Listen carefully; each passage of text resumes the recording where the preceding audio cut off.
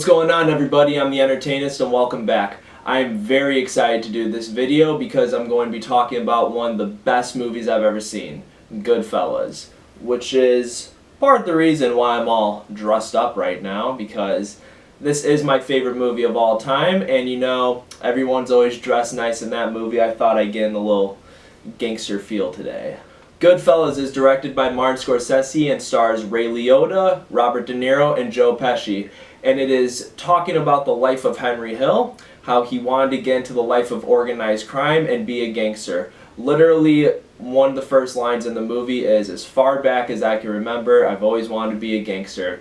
This movie has so many quotable lines that a majority of people I know who've seen it, we all quote, you know, obviously the most famous ones. "Why don't you go get your fucking shine box? What, you think I'm a fucking clown? Do I amuse you? What the fuck is so funny about me? What the fuck is the matter with you? What the fuck is the matter with you? What's the matter with you? Hey, what you doing here? I thought I told you to go fuck your mother." Clearly, this is not the movie for children, which kind of brings me to my next point. I first saw this movie when I was about 13 years old. A movie that I should not have watched at that age. But I loved it. You know, what I love about this movie is that I think a majority of people can enjoy this. Now, I'm not trying to play the compare game because it's pointless, and obviously we know which one is more favored, but the difference between this and The Godfather is that I think this is a more entertaining watch. It has more rewatchability, whereas The Godfather it's perfect. Don't get me wrong, Godfather is one of the greatest movies to ever be made, and if it wasn't for The Godfather, GoodFellas probably wouldn't exist. But The Godfather is more in-depth and just literally shows you on like how I feel like Godfather is a little more realistic on how they're going about it. GoodFellas is glorifying these guys, and I don't think that's a bad thing because, you know, every now and then you gotta see the life of the villain. And it just shows you how, they even say in the movie, like, we were living like kings, we were like rock stars, you know, like they're very well-respected men. And, you know, it kind of makes you, like, want to live that life a little bit. But at the same time, what I love about GoodFellas, and by the way, before I keep getting more into this review, there are going to be spoilers.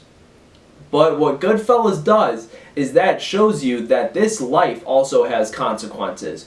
You see Ray Liotta's character get into drugs, and if he doesn't want to go to jail for the rest of his life, he has to turn on his own people, and then has to go into the witness protection program, and he's like basically living in fear the rest of his life that he's not going to get shot down one day. Joe Pesci's character, who is, by the way, before I get into my next thing, I want to talk about Joe Pesci. One of the best acting performances I've ever seen. This is definitely his greatest performance. And even though that before he, you know, retired and came back for Irishman, he kind of got, typecasted after this? You know, where he's always casted as the foul mouth, very loud, eccentric, tough guy who has no filter at all. But that's what makes his character, you know? He is the perfect guy for this role. And, you know, he did it again in Casino. And what's funny is that this movie came out the same year as Home Alone. So he got to go from no filter at all, do whatever you want, to now you need to push on the brakes and you cannot curse at all except for saying hell or shit every now and then. That's why you see him do this in Home Alone. What? What? What? What? What happened?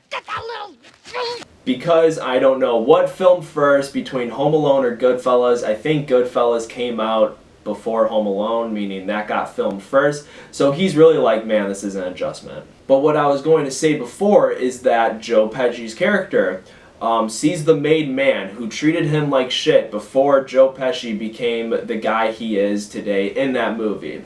And when he sees the guy come back home, Billy Batts is a made man, and Joe Pesci basically kind of like, you know, went under his wing and worked under him. And Billy Batts in this one scene gives him shit at the bar, you know, he's like, I'm busting your balls, Tommy, what the hell? I came back home, I can't bust your balls a little bit? And Joe Pesci doesn't like that because, you know, he's more respected now. He moved his way up the ladder in that life. And he's like, you know, Billy, I don't shine shoes anymore. You know, things have been a lot different since you left. And Billy Batch just isn't having it and pisses him off more. So then Ray Liotta, Joe Pesci, and Robert De Niro kick the shit out of him and kill him. And later in the movie, you know, I'm going to spoil it, this happens to Joe Pesci.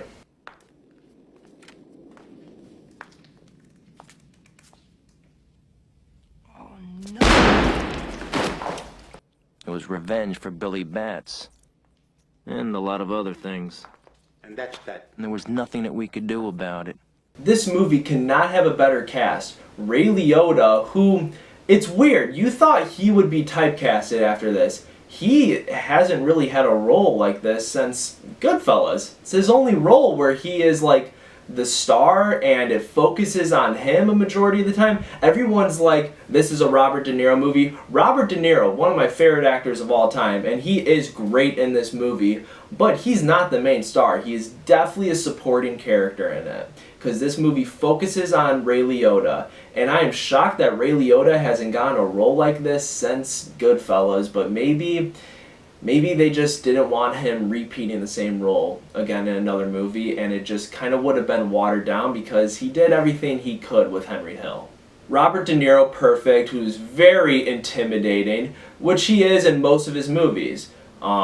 Taxi Driver, Cape Fear, which came out before this, or no, I think Cape Fear came out after Goodfellas, so scratch that. But Taxi Driver, and Godfather Part 2.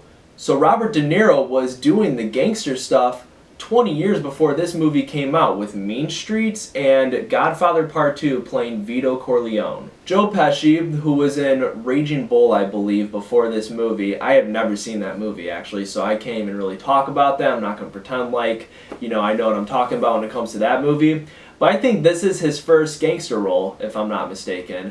And boy, does he kill it. He was like literally born to play a role like that. Lorraine Bracco, even, if I'm pronouncing that correctly, I think this got her on her role on The Sopranos, which, you know, that's a completely different role. She's playing a therapist in that, but, you know, it was like, let's keep her in the mobster genre. And you know what? It's a shame because we don't really get mobster movies like this anymore. The last one we got that was great was The Irishman, but what do you know? Made by Martin Scorsese, stars Joe Pesci and Robert De Niro. I swear, the only ones who really nailed the mobster genre is Martin Scorsese and Francis Ford Coppola. But that's what I like. You see, we got The Godfather, where, you know, it's really showing us a believable and realistic life that these guys lived. Like, way back, how they, like, lived their lives in Italy. And I've only seen the first Godfather, to be honest, because I'm trying to watch movies I haven't seen before. I don't want to get off track, though. But Martin Scorsese showed us a different take on this kind of life. He showed us, like, a more entertaining and eccentric way. I think this movie is well directed. You know, Martin Scorsese is one of the best directors to ever live, still making movies to this day, and I've never really watched a movie of his that I disliked. There might be some here and there that I don't love, but he doesn't make a bad movie. Same with Quentin Tarantino, same with Christopher Nolan. But Martin Scorsese is great at telling a true story. Sure, he has to make it a little Hollywood so you can enjoy the movie. You know, you don't want to be completely boring. He has to make some, you know, tweaks here and there to adjust the story. But when he does it perfectly. And you still believe that this could actually happen. Like, this is how the actual story happened. He did it perfect with The Wolf on Wall Street. He did it perfect with Casino. He did it perfect with Raging Bull, Taxi Driver. I mean, he does great at just telling the story about a person's life, whether it's fictional or non-fictional. Goodfellas is the first movie to really make me appreciate film. and how a director takes his art seriously and how an actor takes their role seriously and just how to write a perfect screenplay. The soundtrack as well, you know, I love the music that Martin Scorsese uses in his movies. Mostly Rolling Stones, which, I mean, I love the Rolling Stones. And then also just that, you know, throwback Frank Sinatra, Dean Martin, which is perfect for the mobster era. And it's really a shame that we do not get the movies like this anymore. So, you know, if you're into true stories and you're especially into, you know, crime thrillers, you need to watch GoodFellas if you haven't seen it. That's why I made this a spoiler review. I assume that majority of people watching this have seen GoodFellas. And if you're into film and haven't seen it, you gotta watch it. You have, like, make that on your bucket list of movies. I mean, just even from the opening scene where it's kind of like a flash forward and it's Robert De Niro, Joe Pesci, and Ray Liotta. They're driving and you don't know what's going on because the movie just started, and they're driving to bury Billy Bats. When they get to the desert and they open the trunk and he's still alive, you know, they're wondering what's going on in the trunk, and when they open it up, Joe Pesci pulls out a knife and runs up and is like, "You motherfucker," and starts stabbing him away. Like that, it really just introduced it. And then you have Ray Liotta's narration. As far back as I can remember, I've always wanted to be a gangster.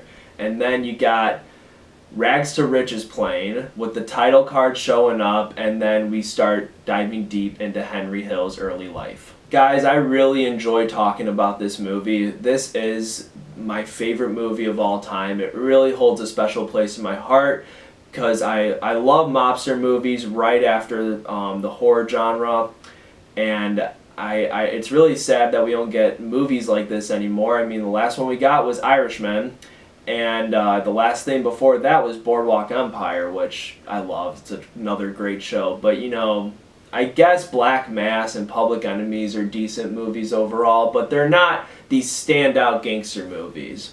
I had a really good time talking about GoodFellas with you guys, and that is why I'm going to give it, obviously, a 5 out of 5 stars.